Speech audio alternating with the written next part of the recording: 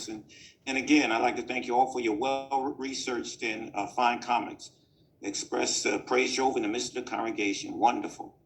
Now we're going to give our attention to our Bible reading. That'll be handled by Brother Riley White. And he'll be reading 2 Samuel chapter 3, verses 1 through 16. Let's give our attention to Brother White. The war between the house of Saul and the house of David dragged on, and David kept getting stronger, and the house of Saul grew steadily weaker. Meanwhile, sons were born to David in Hebron. His firstborn was Amnon by Ahinoam of Jezreel. His second was Kileab by Abigail, the widow of Nabal the Carmelite.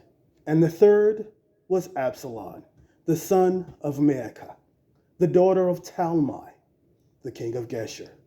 The fourth, Adonijah, the son of Haggith. And the fifth was Shephatiah, the son of Abital. The sixth was Ithream, by David's wife Eglah.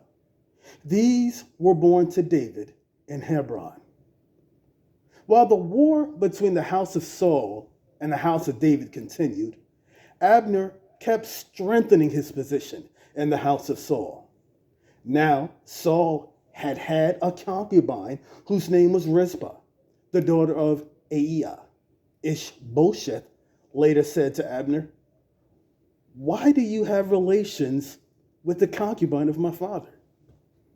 Abner grew very angry over the words of Ishbosheth and said, "Am I a dog's head from Judah?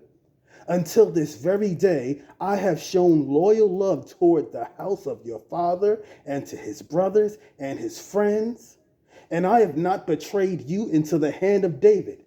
Yet today you call me to account for an error concerning a woman. May God do so to Abner and add to it if I do not do for David just as Jehovah swore to him, to transfer the kingdom of the house of Saul and establish the throne of David over Israel and over Judah from Dan to Beersheba."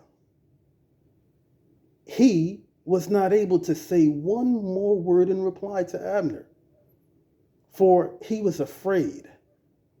Abner immediately sent messengers to David saying, "To whom does this land belong?" He added, "Make a covenant with me, and I will do whatever I can to turn all Israel to your side." To this he replied, "Good, I will make a covenant with you. The one thing I ask of you is that you do not try to see my face.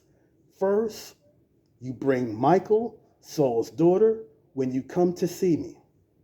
Then David sent messengers to Ishbosheth, Saul's son, saying, "Give me my wife, Michal, to whom I became engaged for 100 foreskins of the Palestines."